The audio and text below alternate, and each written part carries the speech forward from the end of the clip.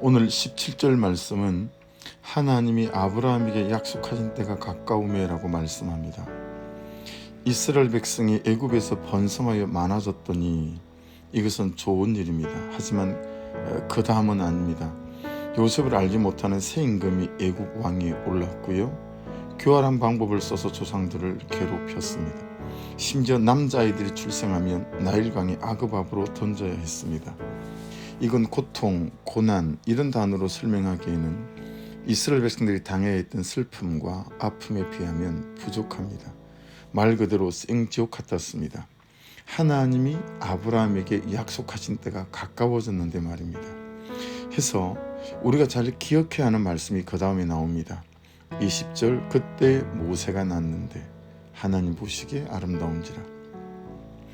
하나님은 우리의 아픔과 눈물을 보시고 하나님은 그 다음을 준비하고 계신다라고 하는 것입니다. 그런데 우리는 이제 그때 지치죠. 그리고 포기하고 그만둡니다. 하나님의 약속은 끝이 났다거나 또 하나님은 없다거나 그러면서 말이죠. 어릴 때 살던 동네에서 바닷가를 가려면 어린 나이에는 정말 작지도 않고 낮지도 않은 그런 제법 크고 높은 산 언덕을 몇 개를 넘어야 했습니다. 갈 때마다 중간에 돌아오고 싶은 마음이 들었습니다. 그럼 그때마다 동네 형들은 야 힘내, 저 언덕만 넘으면 다 온 거야.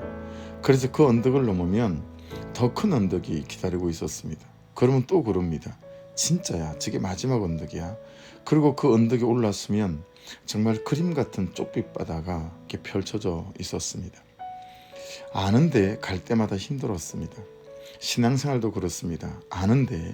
다 아는데 현실이라는 언덕을 오를 때마다 그만하고 싶을 때가 많습니다. 모세가 났는데 모세도 나일강의 아그밥으로 던져졌습니다. 하나님의 유일한 계획이 대안이 나일강의 아그밥으로 던져진 것입니다. 이처럼 하나님도 어쩔 수 없나 보다. 현실은 현실이지 뭐 싶을 때가 많습니다. 우리 인생 중에 때로는 해석이 안 되는 사건이 있고 이해할 수 없는 사건이 있을 때도 있습니다. 하지만 그때 하나님은 바로의 딸을 나일강에 준비시킵니다. 그리고 모세를 나일강에 아그밥으로 던져지게 한 그 바로의 궁정에서 40년 동안 하나님은 모세를 준비시킵니다. 분명한 사실은 우리는 절대로 나를 놓지 않으시는 하나님의 은혜 속에 있고 계획 속에 있다라는 것입니다. 할렐루야. 하지만 모세도 우리도 하나님의 은혜와 계획 속에 서 있기보다 여전한 나의 계획과 방법으로 살아가려고 합니다. 모세는 살인자가 되고 미디안 땅으로 도망을 가게 됩니다. 다시 40년을 양치기로 광야의 모래바람과 자기 자신에 대한 절망감으로 살아야 했지만 절대로 나를 놓지 않으시는 하나님의 은혜는 그 광야를 광야 학교로 만드셔서 모세를 준비시킵니다. 이것이 오순절 마가의 다락방에서 예루살렘을 떠나지 말고 아버지께서 약속하신 것을 기다린 보혜사 성령을 받은 제자들의 17번째 권능은 절대로 나를 놓지 않으시고 고통스러운 현실에서도 심지어 나의 혈기와 불순종에서도 나를 세워가시고 만들어가시는 하나님의 은혜 속에 사는 권능입니다. 적용 질문입니다. 지금 예배 속에, 기도 속에, 큐티 속에 있음에도 불구하고 계속되고 있는 나의 광야, 이해할 수 없는 시간과 해석되지 않는 나의 사건은 무엇입니까?